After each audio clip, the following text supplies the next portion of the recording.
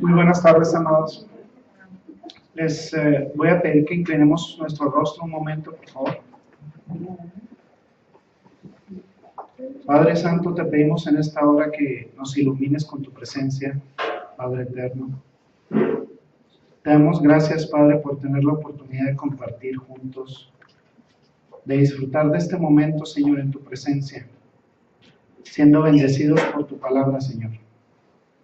Principalmente para rendirte gloria y honra, Señor. Y comprender, Padre eterno, todos estos eventos que son misterios para el mundo, pero para nosotros nos son revelados por tu amor y por tu gracia, Señor. Te pedimos, Señor, en este momento que ilumines nuestro corazón, Señor, y que abras nuestro entendimiento para comprender tu santa palabra, Señor, y para maravillarnos en el evento más importante, que fue el advenimiento de nuestro Señor Jesucristo y su posterior encarnación, Señor, y su posterior resurrección en gloria. Todo esto te lo pedimos, Padre eterno, en el nombre de Cristo Jesús. Amén. Vamos a compartir esta noche la segunda parte del estudio del nacimiento virginal de Jesús. Es un estudio que me parece que es más pertinente dividir en dos partes, porque contiene algunos elementos que es importante verlos por separado el día de hoy. A manera de introducción, la semana pasada vimos que Jesucristo es 100% hombre y 100% deidad. En el capítulo 1 de Mateo, de los versículos 1 al 17, se expresa la genealogía de Jesucristo. Ahí se determina Pablo por inspiración del Espíritu Santo que Jesucristo es hombre, 100% hombre. Y en los versículos del 18 al 25 expresa el origen divino de Jesucristo. Es importante señalar que se utiliza la misma palabra en griego, la palabra genes, o sea, algo que viene de la raíz griega genes, que implica lo que es también un nacimiento. La misma palabra que se utiliza para genealogía en griego se utiliza para el nacimiento virginal. ¿Y eso qué expresa? Expresa la explicación primeramente del origen por parte del linaje de David y por parte de la genealogía desde la perspectiva real y posteriormente desde la perspectiva de sangre y posteriormente la perspectiva del nacimiento de Cristo como Hijo de Dios. Primeramente, lo que Mateo quiere expresar aquí es que si hubiera sido nacido Jesucristo, tanto de padre y madre humana, no hubiera tenido la capacidad para podernos salvar y redimir de nuestros pecados. Si hubiera tenido un origen totalmente divino y no hubiera provenido de padres, al menos de un padre humano, no hubiera tenido la característica de experimentar todo lo que experimentamos en la carne nosotros como seres humanos. Los sufrimientos, las tribulaciones, las tentaciones.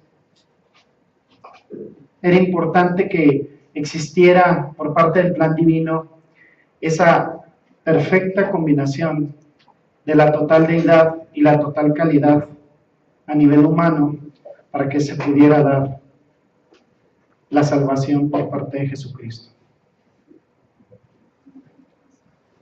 La intención de Mateo no era simplemente el hecho de relatar una serie de eventos de manera pedántica ni biográfica. La intención de Mateo, o el enfoque de Mateo, fue un enfoque apologético. La palabra apologética proviene de apología, y apología significa un discurso en favor de. Precisamente ayer tuvimos la oportunidad de compartir una experiencia del filme de Dios no está muerto, y es un filme apologético. En ese filme se defiende la fe en Dios. Y pues es el enfoque que precisamente tenemos en virtud de la defensa de la fe, y es algo que ni el agnosticismo, ni el ateísmo, ni las herejías tienen. Nosotros tenemos esa característica como cristianos, que podemos ser apologéticos, podemos defender nuestra fe con toda convicción. Y Mateo, lógicamente, lo que quería era contrarrestar algunas calumnias que circulaban en ese momento respecto a la figura de nuestro Señor Jesucristo. Circulaba en esa época, estamos hablando alrededor de los años 40 y 70 después de Cristo, el rumor de que María había tenido un amorío por ahí con algún centurión romano, y que Jesucristo había sido el producto de una relación pues de fornicación, una relación fuera del matrimonio. Habíamos visto la vez anterior que el hecho de que José y María estuvieran ya comprometidos tenía tanta validez en la sociedad judía como un matrimonio de facto, como un matrimonio ya establecido de manera formal. En la historia, en Estados Unidos, por ejemplo, se han tenido eventos de nacimientos extraordinarios. Por ejemplo, en 1934 se tuvo el nacimiento de las quíntuples Dion. Posteriormente, 40 años después, las quíntuples Fisher acapararon la atención de la prensa escrita con un nacimiento extraordinario, el nacimiento de quíntuples. Recientemente tuvimos un caso en Florida, que fue de los sextuples Byler en 2007, y ahorita ya aproximadamente tienen 7 años. Podemos relatar de muchísimos eventos relacionados con nacimientos extraordinarios. Nacimientos luego que nos encanta platicar en familia. De repente platicamos de bebés que pesan más de 5 kilos o 6 kilos y son unos bebés gigantes, ¿no? Unos bebesotes, o esta serie de nacimientos múltiples. Y es importante nosotros cómo tiene impacto a nivel social y a nivel espiritual la figura del nacimiento. Cómo nos provoca toda una serie de sentimientos que están relacionados con la esperanza, con un mejor vivir, con una mejor vida. Y todos los nacimientos comienzan con esa inocencia, con ese candor, que posteriormente se va transformando, por desgracia, dentro de una sociedad caída y pecaminosa, en situaciones que verdaderamente son decepcionantes, situaciones que tienen que ver con el pecado. Ningún nacimiento en la historia de la humanidad ha tenido tal trascendencia como el nacimiento de nuestro Señor Jesucristo. Un nacimiento lleno de esperanza de redención para una humanidad caída. Un nacimiento que iba a dar la pauta para un nuevo pacto y una nueva relación de nosotros con nuestro Creador, con Jehová. Jesús tiene un origen sobrenatural. Estábamos analizando la semana pasada la anunciación por parte del ángel Gabriel, del ángel héroe de Jehová. No cualquier ángel se le acercó a María. María fue escogida desde la perspectiva de la gracia, lo veíamos la semana pasada. ¿Qué es la gracia? La gracia es un favor inmerecido. Nosotros somos salvos por gracia. No hacemos méritos para ser salvos, no merecemos de facto ser salvos. Teóricamente tendríamos que estar ya condenados eternamente al infierno por nuestros pecados, y sin embargo hemos recibido gracia. Los intentos de deificación de María son intentos que no están fundamentados en lo absoluto en lo bíblico.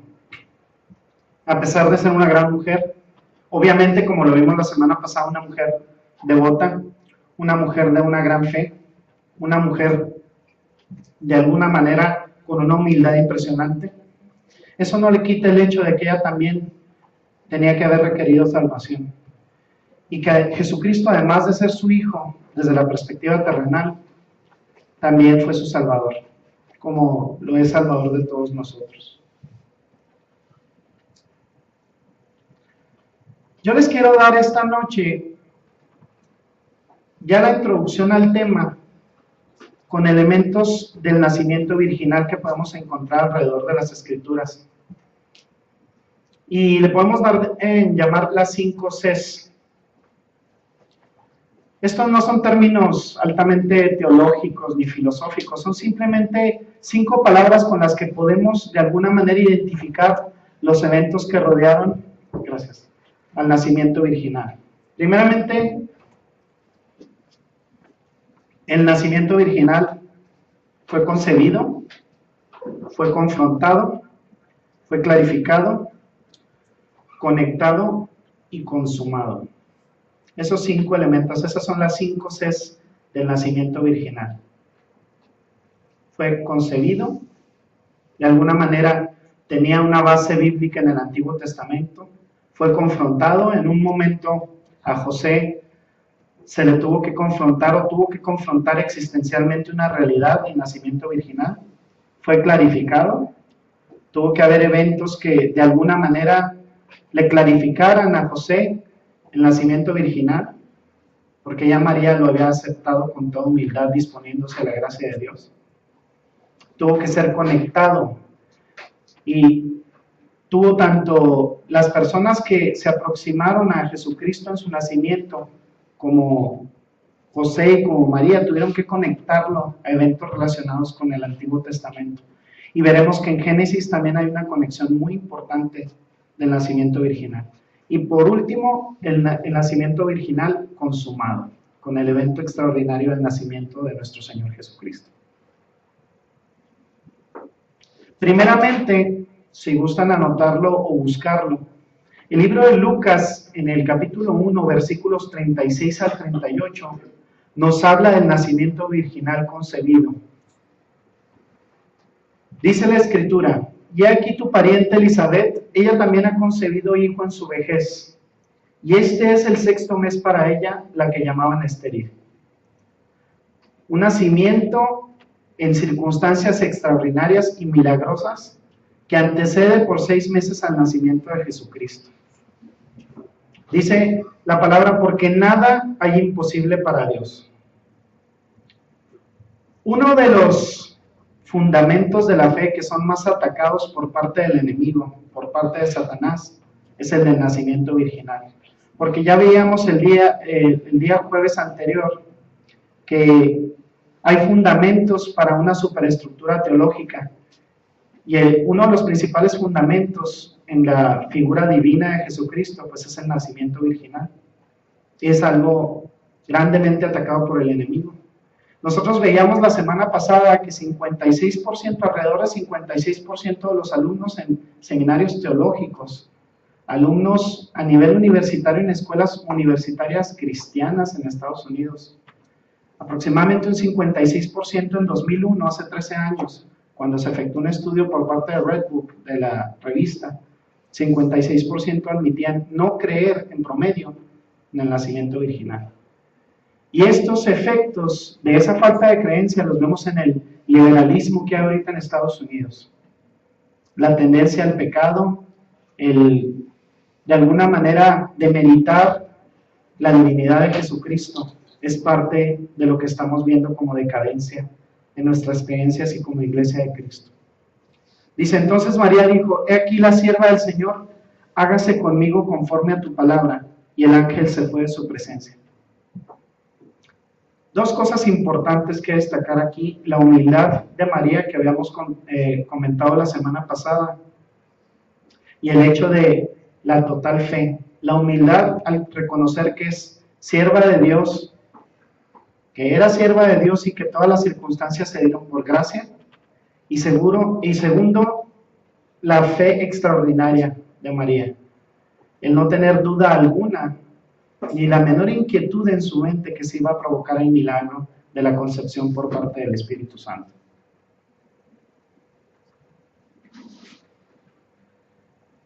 En Mateo 1:18 existe algo que primeramente nos da dos pautas, y que es el nacimiento virginal confrontado.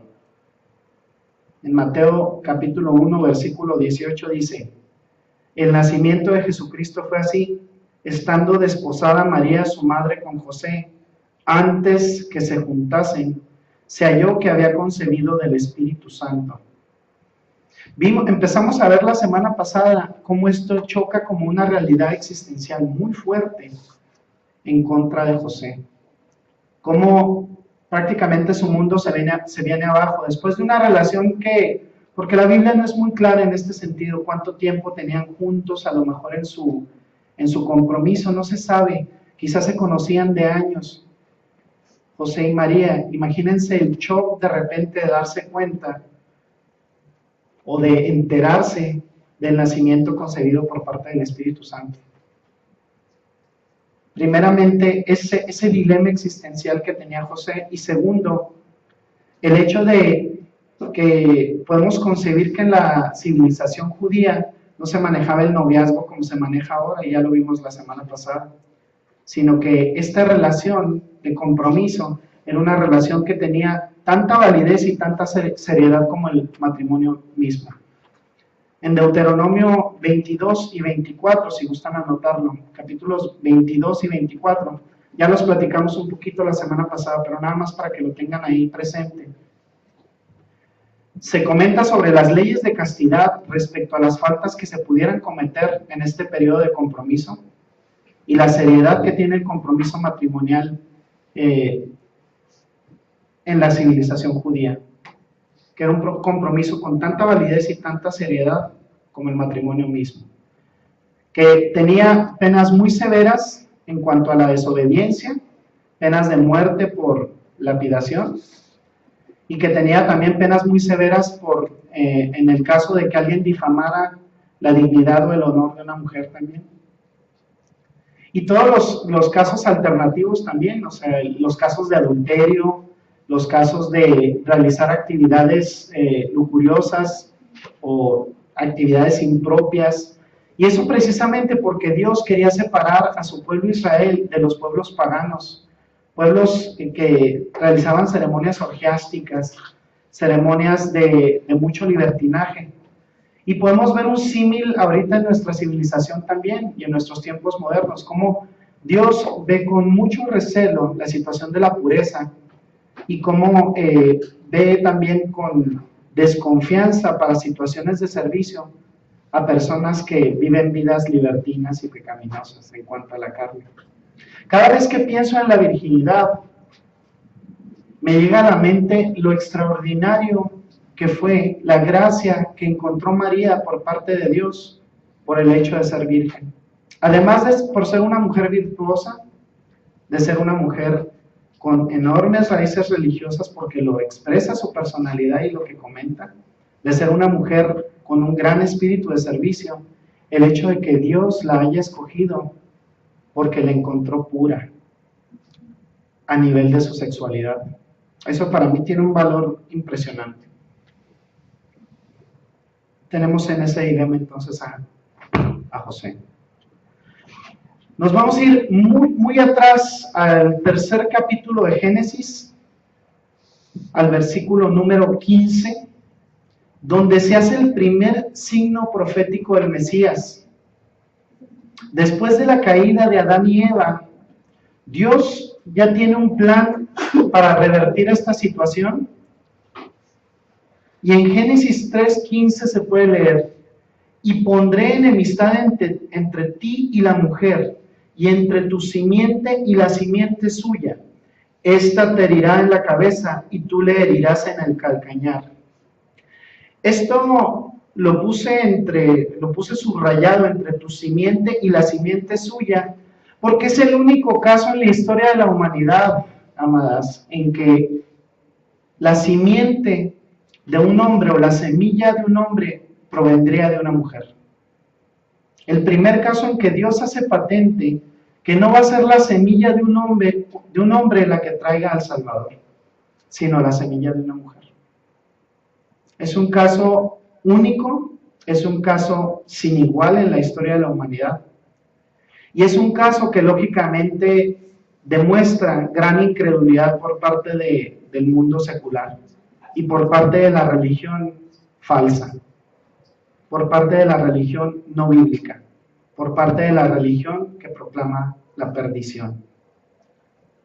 Proviene directamente Jesucristo de María a nivel carnal.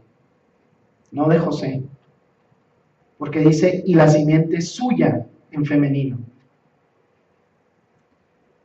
¿Por qué ataca Satanás tan fuerte, de manera tan fuerte, la idea del nacimiento virginal?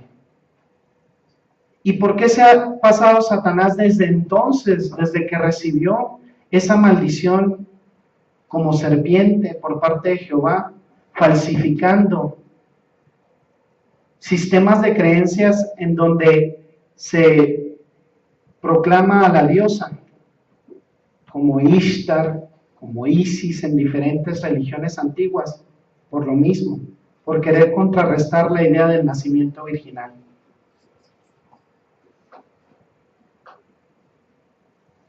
Quiero que anoten por favor o que busquen en la Biblia Gálatas 4, versículo 4. El apóstol Pablo, inspirado por el Espíritu Santo, también hace una recapitulación de este nacimiento virginal confrontado y dice: pero cuando vino el cumplimiento del tiempo, Dios envió a su Hijo, nacido de mujer, y ahí lo subrayé, y nacido bajo la ley. Primeramente, nacido de una mujer y no con simiente de hombre, y nacido bajo la ley. Nacido en estricta ordenanza de pureza y compatible con las ideas de moralidad y con las ideas de los sistemas del sistema judío de castidad. Entonces, con todas esas circunstancias que completan el ámbito tridimensional de la divinidad,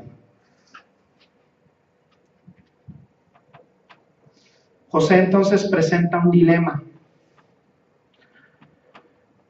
José tenía dos naturalezas que estaban en contraposición de acuerdo a la Biblia. Primeramente, José era justo. Al decir que era justo, lo equipara con grandes hombres de Dios mencionados en la palabra de Dios. Grandes hombres, grandes varones justos, varones de Dios. Y como era justo, su primera impresión y su primer impulso era acusarla, porque lo que le decía la carne es que había contravenido a la ley y merecía ser castigada. Sin embargo, en José podemos ver también el aspecto de la misericordia, del amor. Porque a su vez no quería infamarla ni hacer escarnio público de María. Entonces lo que pensó en un momento dado fue también otra opción que tenía por cuanto a la laxitud de las leyes en ese entonces. Otra opción que tenía era la de dejar secretamente a María también. Y pensaba en ese tipo de cosas.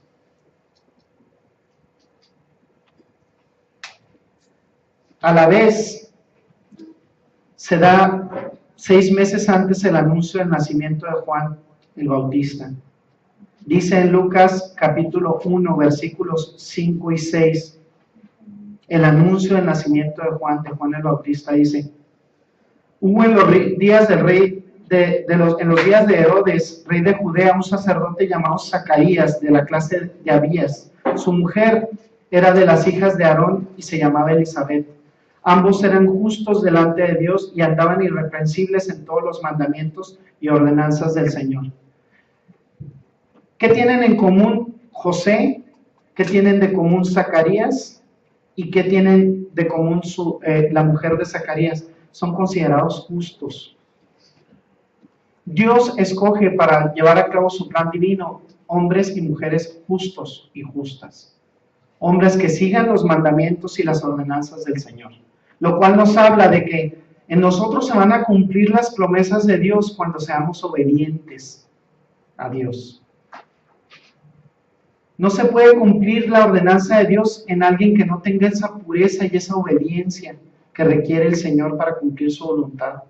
A pesar de proporcionar la gracia, Dios mira con gran cariño y con gran satisfacción a los hijos que son justos y reconoce la justicia. Pero no reconoce la justicia por nuestros méritos. Estoy seguro que ni Zacarías ni que su mujer se sentían las grandes personas ni que se sentían más santos que nadie. Estoy seguro que cometían errores como ustedes y como yo. Sin embargo, Dios ve los corazones y sabe la justicia que hay en nuestros corazones y Él procede con gracia. Esa es la confrontación que tenemos también delante de Dios. Estamos confrontados a llevar una vida de obediencia y una vida de justicia para poder ser parte de las promesas del plan de Dios. Entonces es importante también reflexionar sobre eso. Se dieron una serie de eventos extraordinarios y utilizando siempre las personas idóneas en cuanto al plan divino de Dios y por su gracia. Pero son los frutos, amados y amadas, de la obediencia. Y vemos que José tenía diferentes opciones por la laxitud de las leyes judías. Me dio la tarea de buscar la palabra laxitud en el diccionario de la Real Academia de la Lengua Española y proviene de algo que es laxo o laxa, dicho de la moral relajada, libre o poco sana. Ejemplo, las opiniones laxas de algunos casuistas. A Jesús le preguntaron sobre el divorcio y dice, Moisés les ha dado el divorcio porque su corazón es duro. De repente la laxitud en las leyes y en las reglas se da por desobediencia del ser humano, no se da por un mandato divino. Y el pueblo de Israel se había vuelto laxo, se había vuelto relajado. Ya José tenía opciones. Si José hubiera vivido quizá en la época de Moisés, la lapidación hubiera sido lo primero. O sea, eliminar el mal por medio de la lapidación. Y él tenía opciones. Podía haberla dejado secretamente, darle su carta de divorcio a María y que se retirara en silencio. Pero era por la laxitud de las leyes judías. No era un mandato de Dios. Y vaya que Israel podemos ver en la historia de la Biblia que se metió en muchos problemas por dicha laxitud. Esa es parte de la confrontación. Nos confrontamos a una sociedad que relativiza todo.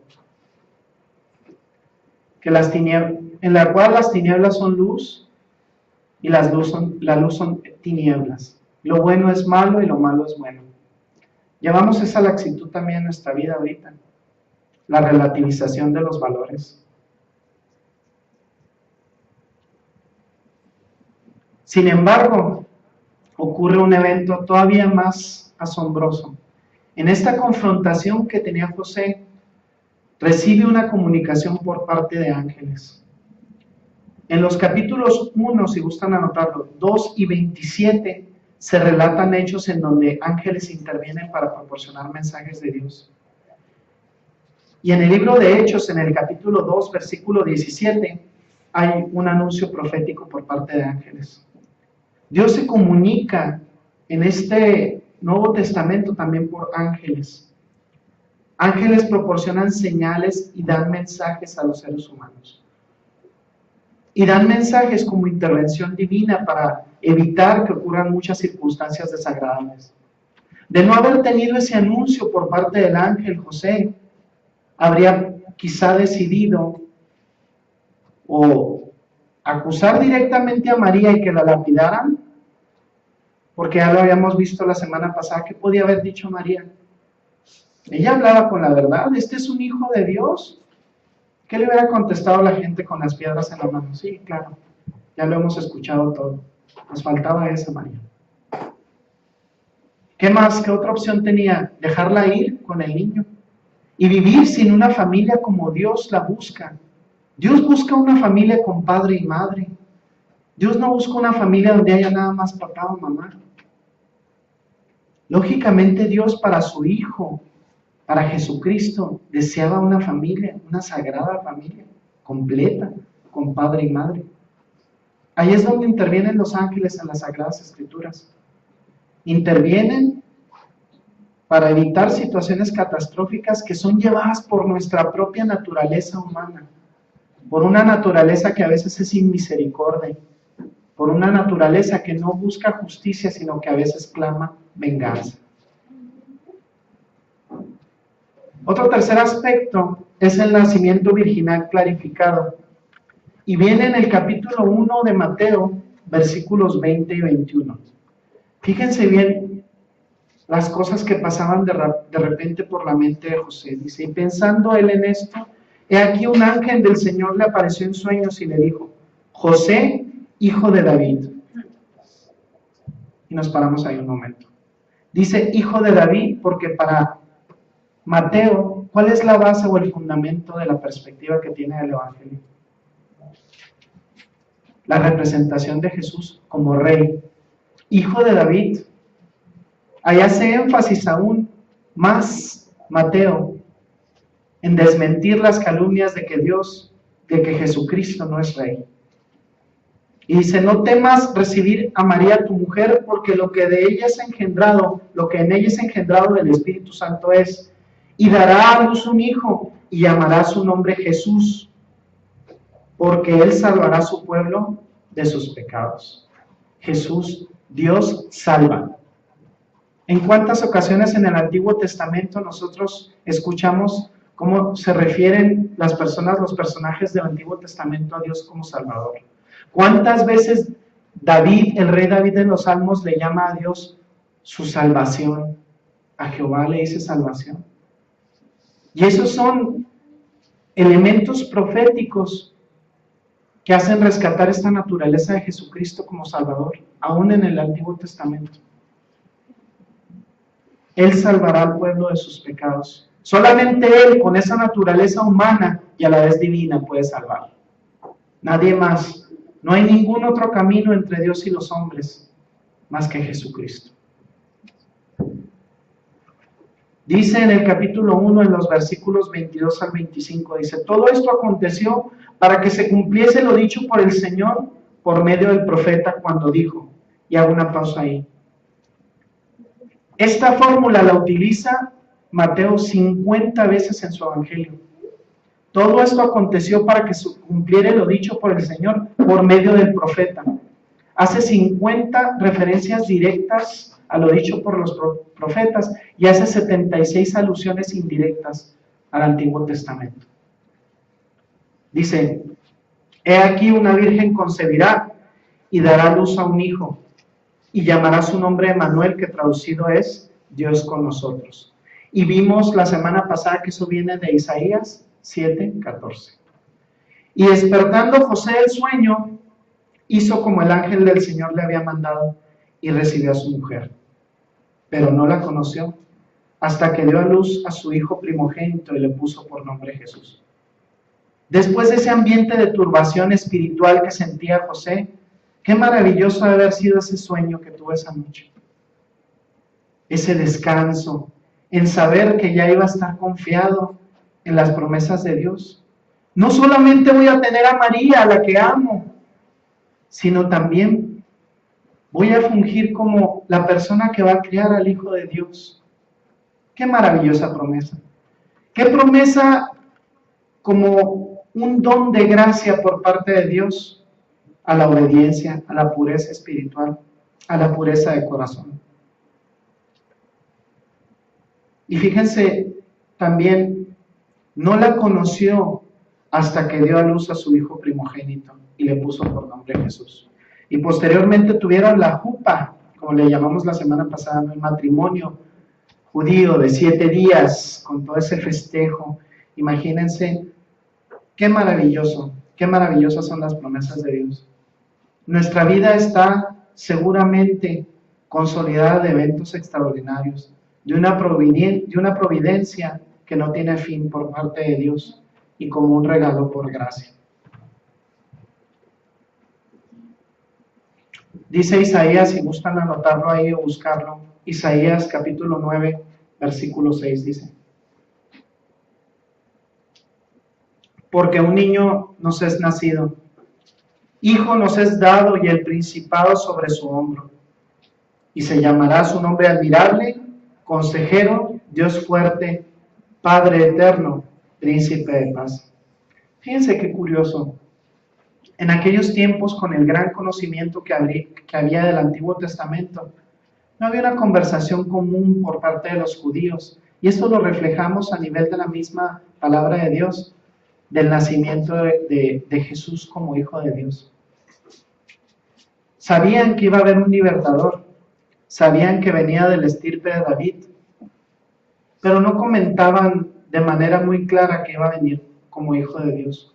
Eso no viene excesivamente claro en el Antiguo Testamento.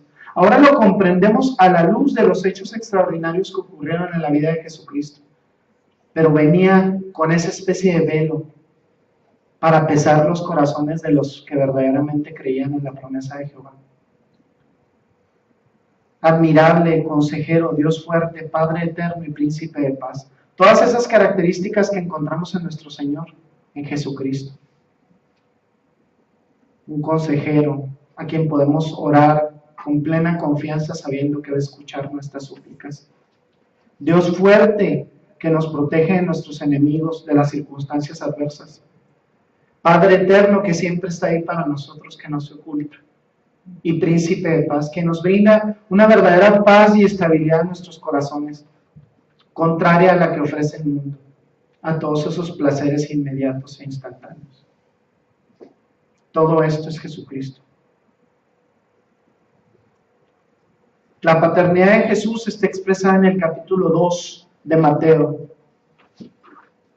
versículo 13, y es parte de esa confrontación también. Dice: levántate y toma al niño y a su madre, y huye a Egipto, y permanece allá hasta que yo te diga, porque acontecerá que Herodes buscará al niño para matarlo.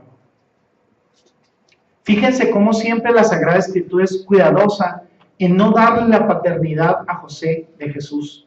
Toma al niño y a su madre. En ningún momento dice, toma a tu hijo y a tu esposa. La palabra de Dios dice, toma al niño y a su madre. En ningún momento se le concede paternidad a José.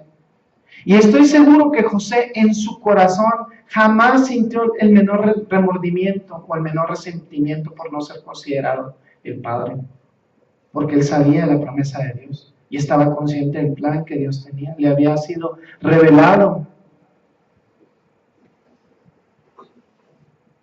En Hechos capítulo 4 versículo 12, si gustan anotarlo o buscarlo,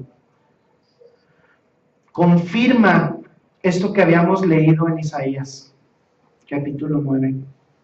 Dice, y en ningún otro hay salvación, porque no hay otro nombre bajo el cielo dado a los hombres en que podamos ser salvos. Qué maravilloso que tuvieran que ocurrir toda esa serie de circunstancias para llevar al plan divino, a la ejecución del plan divino. Ahora, algo que parece tan obvio respecto a las Escrituras y que es tan repetitivo en el Nuevo Testamento, pareciera que está muy devaluado en nuestra iglesia, en la iglesia de Cristo. Solemos olvidar y solemos dejar de lado el hecho de que únicamente es Jesucristo salva. Hay muchísimas doctrinas por ahí en donde se van poniendo mediatrices y se van poniendo otros elementos que no tienen nada que ver con la palabra de Dios.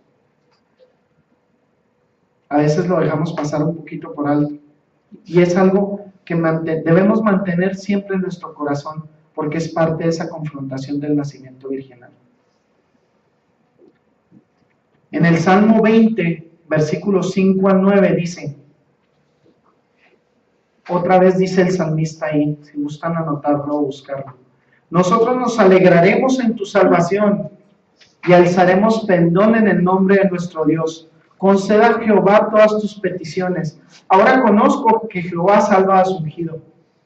Lo oirá desde sus santos cielos con la potencia salvadora de su diestra. Ellos confían en carros y aquellos en caballos, mas nosotros, del nombre de Jehová nuestro Dios, tendremos memoria. Ellos flaquean y caen, mas nosotros nos levantamos y estamos de pie. Salva Jehová, que el rey nos oiga en el día que lo invoquemos. Esa es otra cosa que nos hace confrontarnos al nacimiento de Cristo. El hecho de que el mundo confía en muchas cosas, en dinero, en poder, en posición, en estatus, en posesiones materiales. Nosotros confiamos en Cristo. Podemos sonarle al mundo como disco rayado, pero nosotros confiamos en Cristo. Jesucristo es quien nos da salvación. Jesucristo es quien nos refresca el alma. Es quien nos da una potencia salvadora por parte de su diestra, por gracia. La gente cae, se desilusiona, recibe puñaladas por la espalda y se decepciona. Nosotros no tenemos la mente en los demás y en la confianza de los demás. Tenemos depositada nuestra mente y nuestro corazón en aquel que nos amó. En Él confiamos. Y esa es parte de lo que nos confronta el nacimiento virginal también. Nos confronta al hecho de que tenemos un Dios que salva. Y tenemos un Dios que murió en la cruz por nosotros. Él no nos abandona, como no abandonaba al salmista. La cuarta parte es el nacimiento virginal conectado. Hay toda una conexión. Y se puede ver ahí mismo en el capítulo 1 de Mateo, versículos 22 y 23. Dice, todo esto aconteció para que se cumpliese lo dicho por el Señor por medio del profeta cuando dijo, he aquí, una virgen concebirá y dará a luz a un hijo. Y llamará su nombre Emmanuel, que traducido es Dios con nosotros. Inspirado por el Espíritu Santo, Mateo conecta el Antiguo Testamento y el presente, su presente y nuestro presente. Y su porvenir y nuestro porvenir. Dios está aquí. Se ha manifestado y ha manifestado su santa voluntad. Y ha enviado a su Hijo unigénito y se ha vuelto hombre él mismo para que nosotros seamos salvos. Es Dios con nosotros. No es un hombre, es un título que expresa la calidad que tiene, que Dios no nos abandona, está siempre ahí con nosotros. Y ahí hace la conexión, aniquila la calumnia de quienes mienten y le dan otro origen a Jesucristo, o deprecian o hacen demérito de su divinidad para conectarlo con el Antiguo Testamento. Y que nosotros seamos testigos de esa calidad de divinidad conectada con la realeza de nuestro Señor. En Isaías capítulo 7, versículo 14 dice, si gustan anotarlo y ya lo habíamos visto la semana pasada, dice, por tanto el Señor mismo os dará señal, he aquí que la Virgen concebirá y dará a luz a un hijo y llamará su nombre Emmanuel, Dios con nosotros. Ahí está la conexión. Ahí hace la conexión Mateo, inspirado por el Espíritu Santo. Ahí hay esa conexión. No deja nada más a la imaginación el hecho de dónde viene Jesucristo. No lo deja por ahí velado, ni lo deja como estaba revelado en las Sagradas Escrituras en el Antiguo Testamento. Él hace la conexión, nos enfrenta a la calidad de divinidad de nuestro Señor. El nacimiento virginal consumado, ahí debía haber sido 5, pero le anoté por error 4. Dice en Mateo capítulo 1, versículos 22 y 23, fíjense qué maravilloso, y con eso quiero cerrar esta noche. Fíjense, y yo ya se los había comentado, y despertando José del sueño, hizo como el ángel del Señor le había mandado, y recibió a su mujer, con brazos abiertos, con una fe total de que estaba siendo parte de un plan divino, ya revelado por un ángel, comprendido plenamente en su corazón, que estaba siendo parte del evento más extraordinario en la historia, consciente plenamente del plan divino. Un hombre seguramente, un hombre de Dios. A veces lamento un poquito que la palabra de Dios no contenga más información sobre José, porque yo estoy seguro que era un hombre de Dios. Y no estaba al momento en que Cristo fue crucificado, seguramente ya había muerto tiempo antes. Pero qué maravilloso hombre de Dios también. Qué varón de Dios, qué varón de guerra. De decir, yo voy a ser parte del plan de Dios. Me entrego a su voluntad. Habíamos visto la perspectiva de María la semana pasada, vimos la perspectiva de José. Que en un momento de decisión confía en Dios, se somete a su voluntad y consuma el nacimiento virginal. Se consuma con un acto de obediencia, con un acto de sumisión a la voluntad de Dios.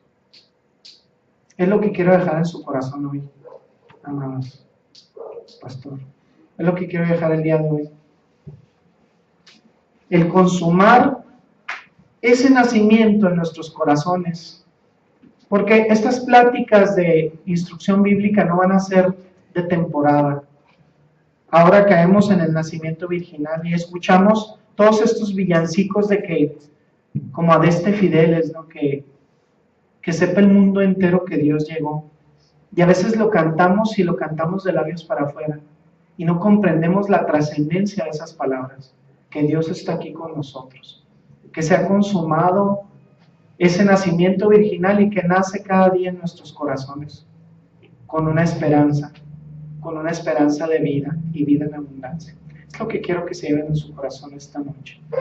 Vamos a inclinar nuestros rostros. Gracias, Padre, por este mensaje que dejas en nuestro corazón, Señor. Gracias, Padre, por permitirnos concebir a Jesucristo, Padre, y en ese nacimiento despertar una nueva esperanza en nuestro corazón. Despertar una esperanza, Señor, de que nos ha sido revelado este misterio por parte tuya, para que sea una entrega total de nuestros corazones a tu propósito, a tu voluntad. Que seamos en un momento como María, humildes, llenos de fe. Que seamos como José, que aún después de la duda, Señor, que después de la incertidumbre, derramamos nuestro corazón confiados a tu voluntad, Señor, porque sabemos que tú estás en control. Consuma, Señor, ese nacimiento en nuestros corazones. Consuma esa esperanza de vida, ese renacimiento, Padre, esa nueva vida en nosotros. Gracias, Padre, por esta palabra. Te agradecemos infinitamente tu misericordia, Señor, y que a pesar de no merecer tu amor, estamos llenos, Señor, de tu gracia. De una gracia, Señor, infinita, de una gracia que no tiene fin, que no ves en nosotros la maldad, Señor, y el pecado, sino que ves corazones dispuestos a servirte, Padre. Que sea así, Señor, en el nombre glorioso, el nombre que es sobre todo un nombre, el nombre de Cristo Jesús. Amén. Gracias, amados.